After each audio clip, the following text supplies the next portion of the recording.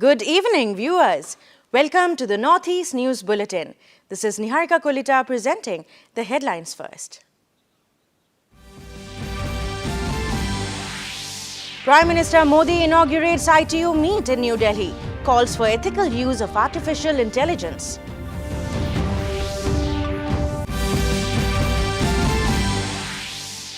Vice President Jagdeep Dhankar to embark on two-day visit to Assam and Meghalaya from tomorrow to lay foundation of skill and innovation hub in Shillong.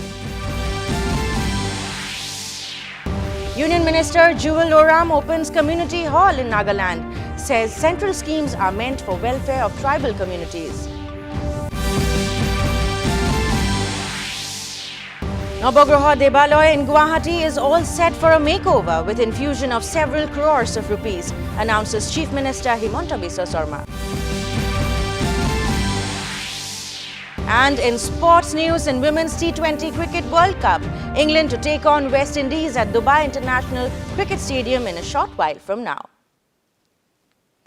In national news first, Prime Minister Narendra Modi called for the ethical use of artificial intelligence, emphasizing that security, dignity and equity should be at the center of all discussions. Prime Minister reiterated the importance of establishing a global framework for digital technology. He urged global institutions to recognize its significance for global governance. Inaugurating the International Telecommunication Union ITU World Telecommunication Standardization Assembly 2024 at Bharat Mandapam in New Delhi this morning, he said the WTSA aims to work towards global standards, while the India Mobile Congress plays a significant role in services.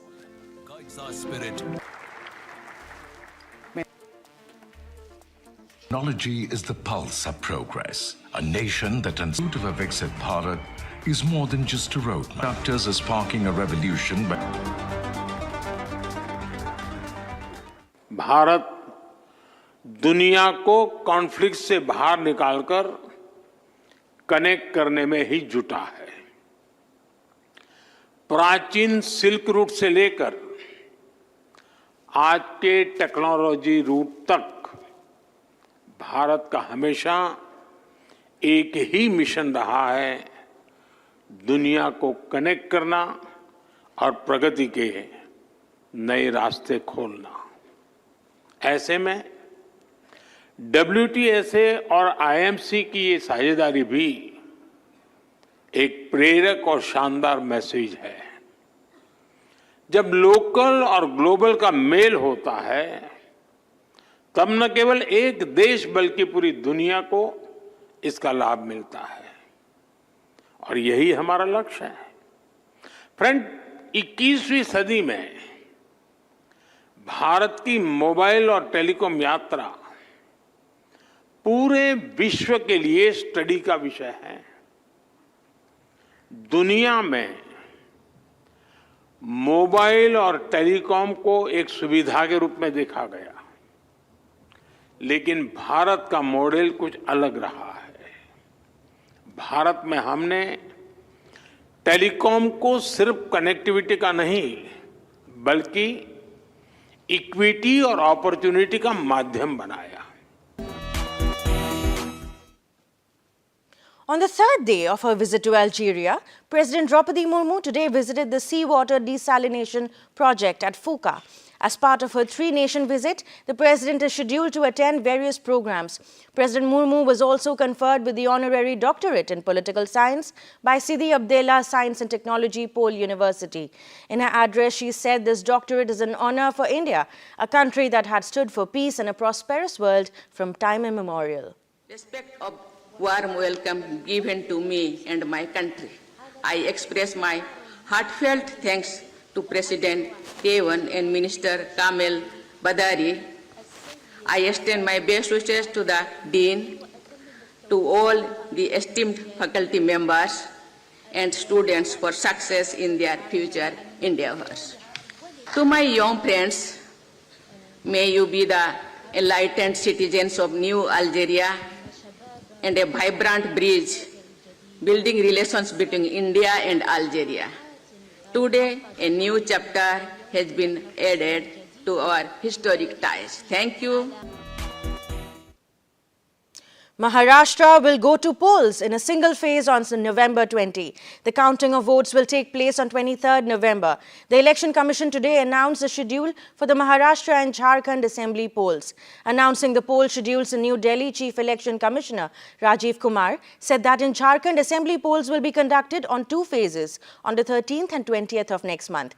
Counting will be held on the 23rd of next month. By polls to 5 Assembly constituencies in Assam will be held on November 13. The constituencies are Dhulai, Sidli, Bongaigaon, Behali and Samuguri. Date of counting will be the same as in Maharashtra and Jharkhand. 22nd October would be date of notification.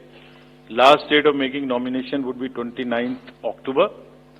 Scrutiny on 30th October.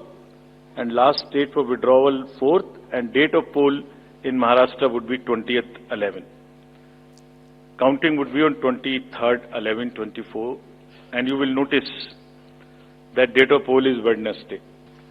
Jharkhand एक बहुत ही समृद्ध state है, बहुत ही उसकी विरासत है, और वहां पर हम फिर से अपील करेंगे कि सब वोटर्स अधिक से अधिक मात्रा में वोट दें. Schedule would be like this. Jharkhand would be in two phases. The date of poll, first phase would be on, date of poll would be on 13th November, and the second phase would be along with Maharashtra on 20th November. We have 48 ACs and 2 PCs in 15 states. They will... Vice President Jagdeep Dhankar will embark on a 2-day visit to Guwahati and Shillong starting tomorrow. In Shillong, he will lay the foundation stone for the Meghalaya Skill and Innovation Hub at Mawdiang and visit key locations such as the IT Park and Raj Bhavan. The Vice President is also scheduled to meet with the Chief Minister Conrad Sangma and other senior officials in Meghalaya.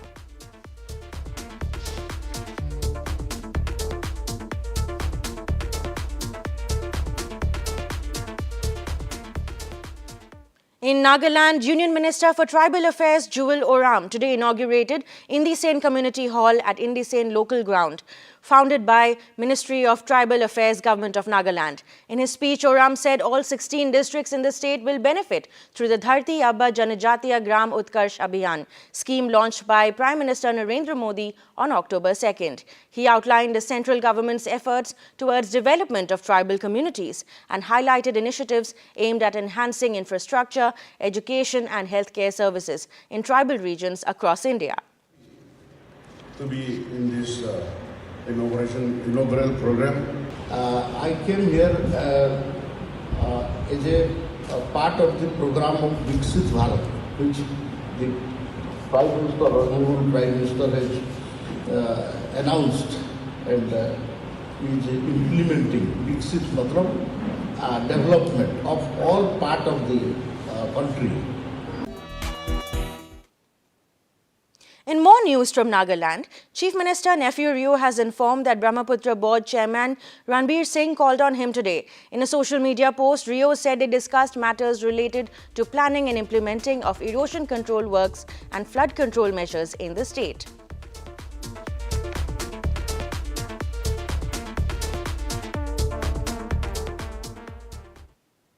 In Assam, Nabagraha Devalaya in Guwahati is all set for a makeover, with a 12 crore rupees plan to improve existing facilities and introduce new ones. Chief Minister Dr. Himanta Biswa Sarma shared the news on his X handle, emphasizing that the upgrades aim to enhance convenience for devotees while preserving the sacred character of the holy place. Some of the key facilities will include site development, renovation of parking area, view tower and office building.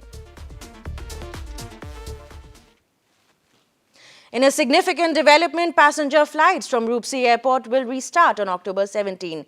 Alliance Air will operate flights connecting Guwahati, Roopsi and Kolkata under the Udan scheme. Initially scheduled for Tuesdays, Thursdays, Saturdays, the service is set to expand to 5 days a week after October. Residents of Kokrajhar and Dhubri, who had been without air services since November last year, have welcomed the resumption as it is expected to enhance regional connectivity.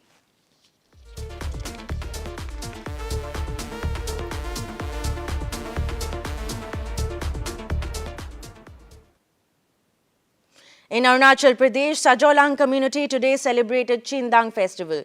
The festival represents cultural vibrancy and tradition of the community. It seeks prosperity and happiness for all.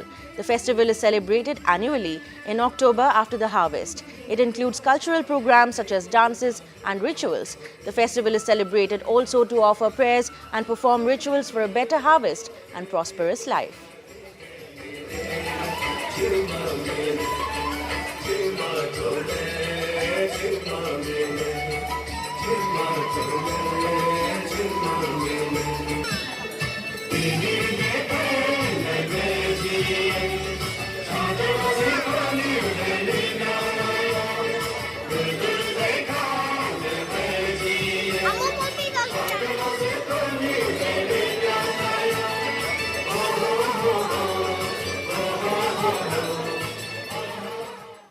In more news from Arunachal Pradesh, in an effort to promote sustainability, the Lodu AO Welfare Society and the Young Mission Adventure Club have organized the Ecotourism Cum Angling Festival 3.0 in Darak, West Siang.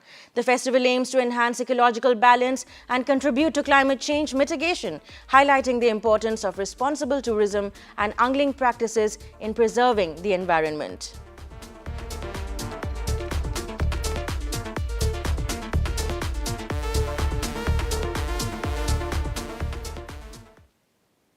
In the world of sports, in the Women's T20 Cricket World Cup, England will face the West Indies in their final group stage match this evening at the Dubai International Cricket Stadium. The game, set to begin at 7:30 p.m., will determine the final semi-finalists from Group B, where England, West Indies and South Africa are still in contention. Meanwhile, India have been knocked out of the tournament after New Delhi's 54-run victory over Pakistan at the same venue last night.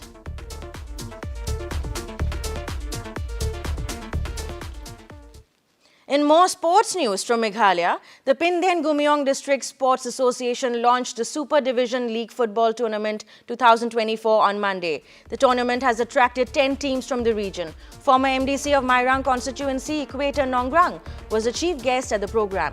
The tournament kicked off with the first match between 7 United SSCC and Mission SSCC, which ended in a draw.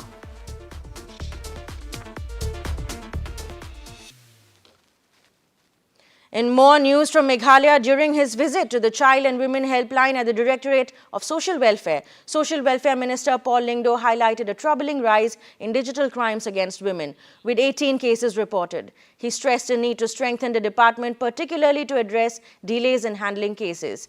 Underscoring the necessity for comprehensive support systems, the state's round-the-clock helplines aim to ensure that every distress call is addressed, he says.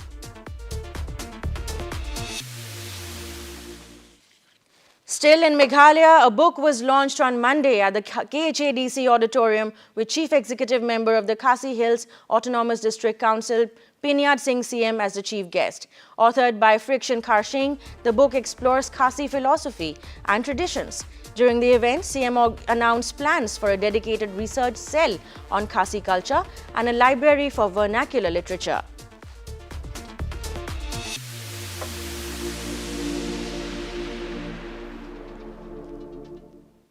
To end the news, the main points once again. Prime Minister Modi inaugurates ITU meet in New Delhi, calls for ethical use of artificial intelligence.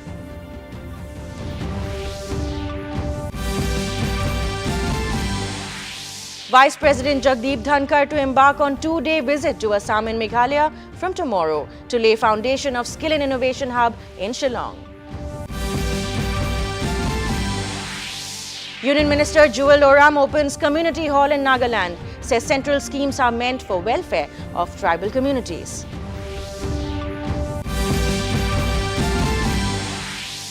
Nobograha Devalaya in Guwahati is all set for a makeover with infusion of several crores of rupees, announces Chief Minister Himanta Biswa Sarma.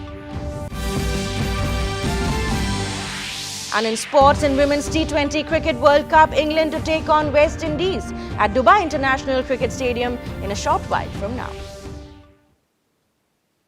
That brings us to the end of this evening's bulletin.